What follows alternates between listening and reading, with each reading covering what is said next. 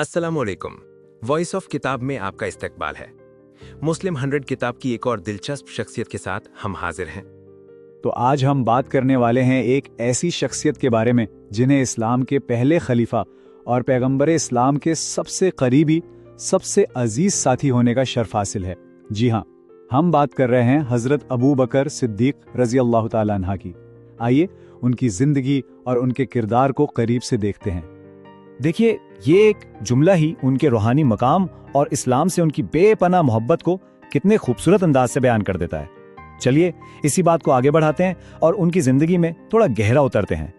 सवाल यह है कि आखिर ऐसी क्या बात थी जिसने इन दो अजीम शख्सियत को एक दूसरे का इतना करीब कर दिया।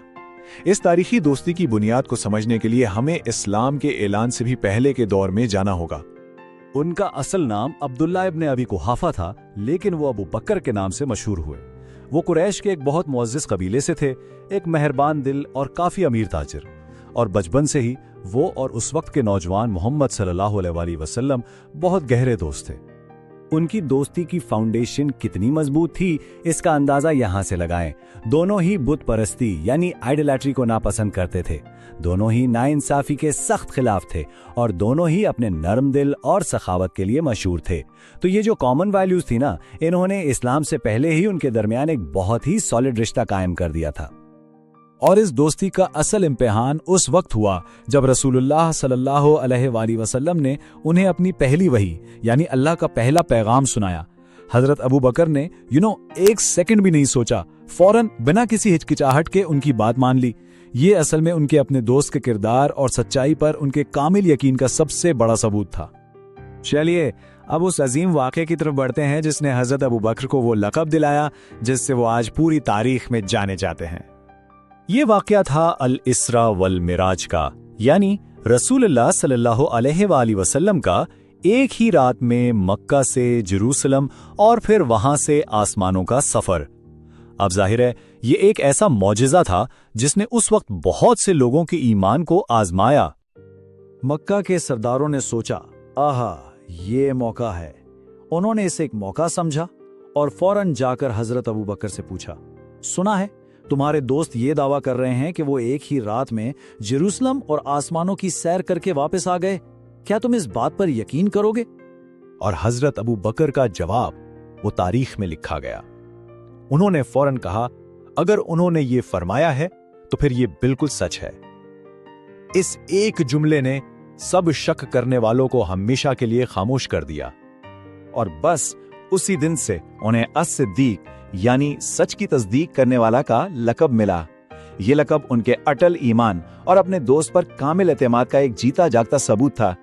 अब हम चलते हैं इस्लाम की तारीख के एक बहुत ही अहम, बहुत ही नाजुक मोड़ पर। ये वो वक्त था जब रसूलुल्लाह सल्लल्लाहु अलैहि वसल्लम की वफात के बाद मुस्लिम उम्मा को अपने पहले रहनुमा का इंतखाब करना था। तो हुआ ये कि 632 AD में रसूल अल्लाह पीस बी अपॉन इस दुनिया से पर्दा फरमा गए। ये वाक़या इस्लाम के लिए एक बहुत क्रिटिकल टाइम था। तमाम सहाबाए किराम एक जगह जमा हुए ताकि आने वाले लीडर का फैसला कर सकें। काफी बहस और मशवरे के बाद सबने इत्तेफाके राय से हजरत अबू बकर को पहला खलीफा यानी रसूल अल्लाह का जानशीन मुंतखब कर लिया। खलीफा बनने के बाद उन्होंने जो पहला खुतबा दिया वो सियासी तारीख में एक माइलस्टोन है। उन्होंने फरमाया, आए लोगों, अगर मैं सही करूं तो मेरी इताअत करना, अगर मैं गलत करूं तो मुझे दुरुस्त कर देना। मेरी इताअत तब तक करना जब तक मैं अल्लाह और उसके रसूल की इताअत करूं। अगर मैं नाफरमानी करूं तो तुम पर मेरी इताअत लाजिम नहीं। सोचें जरा, ये किसी बादशाह या डिक्टेटर की तकरीर नहीं थी। ये एक ऐसे लीडर का खुतबा था जो लोगों और अल्लाह के सामने अकाउंटेबल था, जवाबदेह था। इस खुतबे ने एक ऐसी हुकूमत की बुनियाद रखी जो इंसाफ पसंद और जमहूरी उसूलों पर मबनी थी। तो खलीफा के तौर पर उनके दौर की सबसे अहम कामयाबियां क्या थी? What were his defining achievements?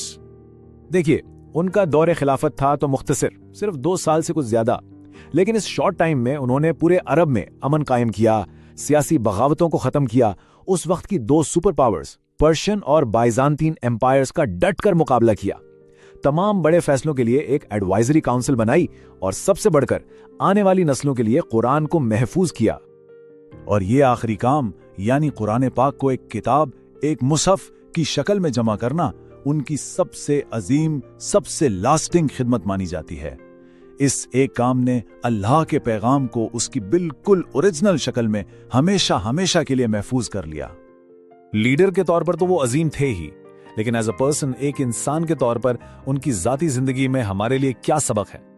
इतनी पावर और इतनी अथॉरिटी के बावजूद हजरत अबू बकर ने इंतहाई सादा जिंदगी गुजारी। वो अक्सर रातों को उठकर अल्लाह के हुजूर नमाज पढ़ते और गिड़गिड़ाते थे।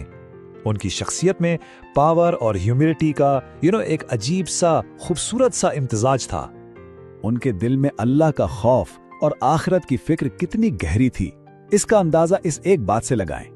एक बार एक परिंदे को देखकर उन्होंने फरमाया, ऐ परिंदे, तू कितना खुशनसीब है, तू खाता पीता है, लेकिन तुझे कयामत के दिन हिसाब किताब का कोई डर नहीं। काश कि मैं तेरी तरह होता। तो एक सच्चे दोस्त, एक बेखौफ लीडर और एक निहायत आजिज इंसान हजरत अबू बकर रजी अल्लाह ताला अन्हो की जिंदगी हमें बताती है कि असल अजमत, असल ग्रेटनेस सादगी में, सच्चाई में और अल्लाह के खौफ में है। उनकी लेगेसी आज भी हमारे लिए एक रोशन मिसाल है।